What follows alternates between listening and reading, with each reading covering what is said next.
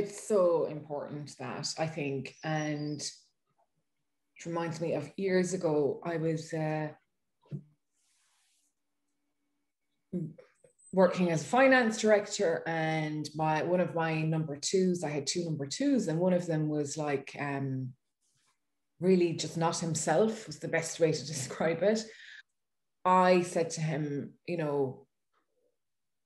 let's go for a pint after work, because that was how he was going to relate to him, because he was never going to open up in the office. And we did. And of course, I thought there was something going on in the office, but it had nothing to do with the office at all. There was something going on that was really weighing him down. And once I asked him like what was happening, he just opened up and he talked for 20 minutes, half an hour, nonstop, to get it off his chest.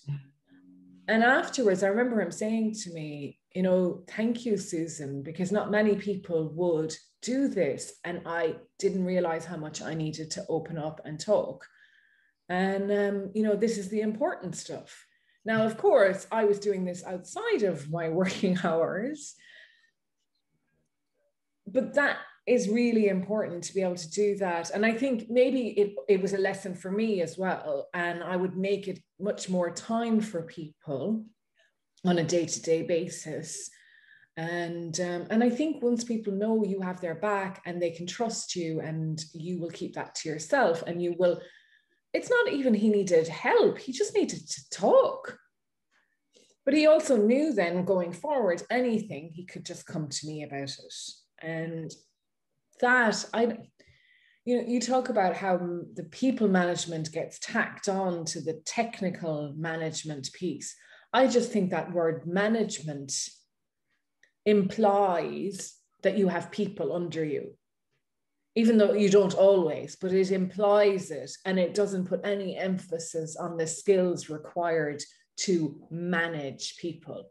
And you could say that we all manage ourselves, sure.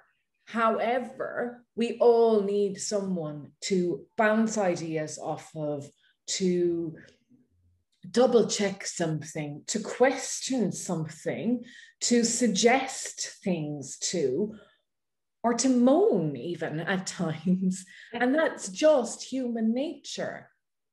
And watching out for, like you say, I think what's not being said, or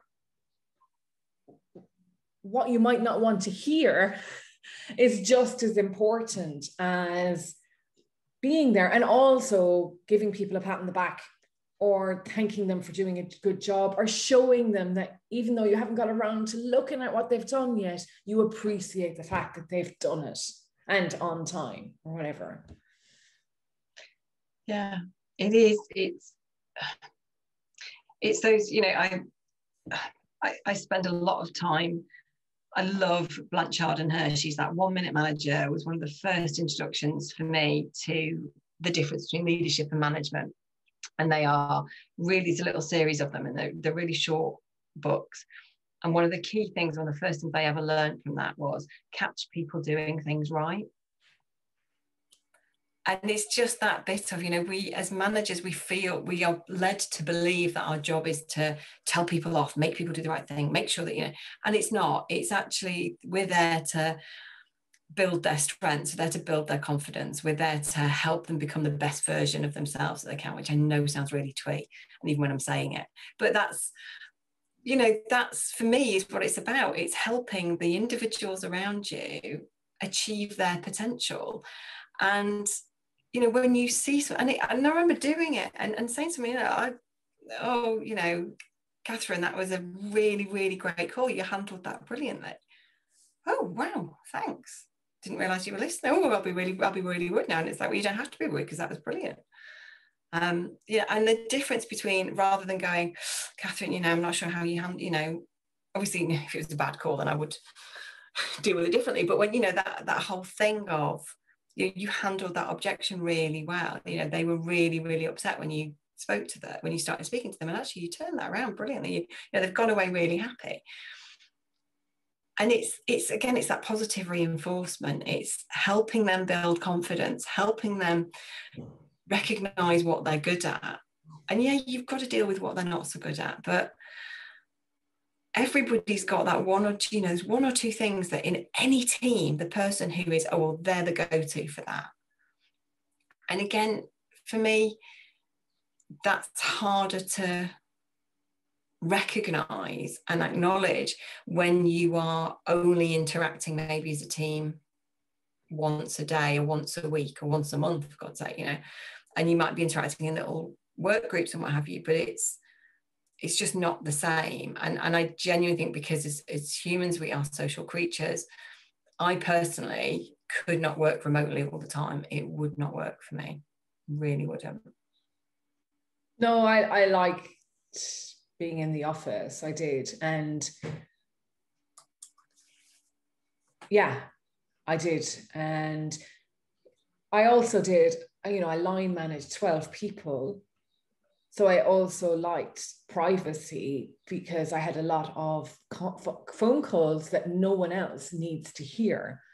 They're not common knowledge kind of phone calls. But so yeah, there's a balance that we can all work out for ourselves. But I like that, catch someone doing something good.